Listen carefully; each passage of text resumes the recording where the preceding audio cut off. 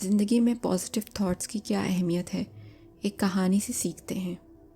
ایک زمانے کی بات ہے کہ ایک بادشاہ اور اس کا درباری شکار پر جاتے ہیں۔ راستے میں اس بادشاہ کا انگوٹھا تلوار نکالتے ہوئے کٹ جاتا ہے۔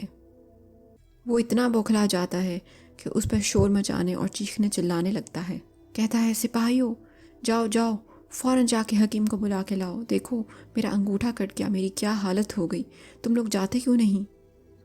اس کا درباری جو اس کے سفر میں ہم سفر ہوتا ہے اسے کہتا ہے، بادشاہ سلامت، سکون کیجئے، جو بھی ہوتا ہے اچھے کے لیے ہوتا ہے۔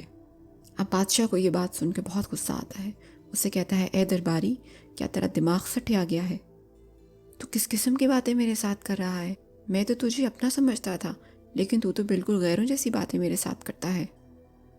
وہ اپنے سپاہیوں کو کہتا ہے، میری بات سنو سپاہیوں، اس میرے درباری کو لے جاؤ اور اس کو درخت کے ساتھ الٹا لٹکا دو اور ساری رات اس کو مارنا، اس کو اتنے کوڑے مارنا کہ اس کا سٹیایا ہوا دماغ سیدھا ہو جائے، اور صبح اس کی جان لے لینا۔ اس کی ہمت کیسے ہوئی مجھے اس قسم کی باتیں کرنے کی؟ اب بادشاہ یہ فیصلہ کرتا ہے کہ میں اکیلا ہی شکار پہ جاؤں گا، کوئی میرا سجن اور ساتھی نہیں۔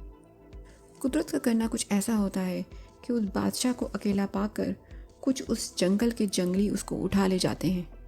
اب وہ جنگلی اٹھا کر اس کو اپنے گاؤں میں لے جاتے ہیں، اور وہاں بہت سارے جنگلی سوچتے ہیں کہ اس کی ہم قربانی کریں گے اور مل کر اپنے خداؤں کو خوش کریں گے۔ وہ لوگ توحید پرست نہیں ہوتے، اس لیے وہ اس کو اپنے خداؤں پر، اپنے دیوتاؤں پر قربان کرنا چاہتے ہیں۔ اتنے میں ان جنگلیوں کا ایک بزرگ جنگلی اس بادشاہ کے انگوٹھے کی طرف دیکھتا ہے، ارے اس شخص کا تو انگوٹھا زخمی ہے، ہم اس کی قربانی نہیں کر سکتے، ہمارے دیوتا ہم سے ناراض ہو جائیں گے۔ وہ جنگلیوں کو کہتا ہے، چھوڑ دو اس کو، اس کا ہمیں کوئی فائدہ نہیں۔ اب اس بادشاہ کو بہت ندامت ہوتی ہے، وہ اندر ہی اندر روتا ہے اور سوچتا ہے، میرا وہ درباری کتنا سچ کہتا تھا، لیکن اب تک تو سپاہیوں نے اس کو کہیں مار ہی نہ دیا ہو۔ اب اس کو اس درباری کے بارے میں سوچ سوچ کر پریشانی ہو رہی ہے۔ وہ چیختا چلاتا بھاگتا ہے۔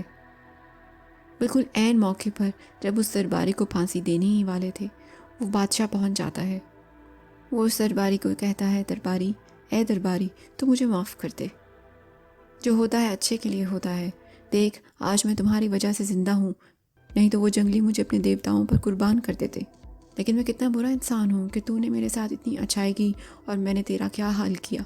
اس پر وہ بیچارہ درباری ہکلاتا کہتا ہے، نہیں جناب، اے بادشاہ سلامت، جو ہوتا ہے اچھے کے لیے ہی ہوتا ہے۔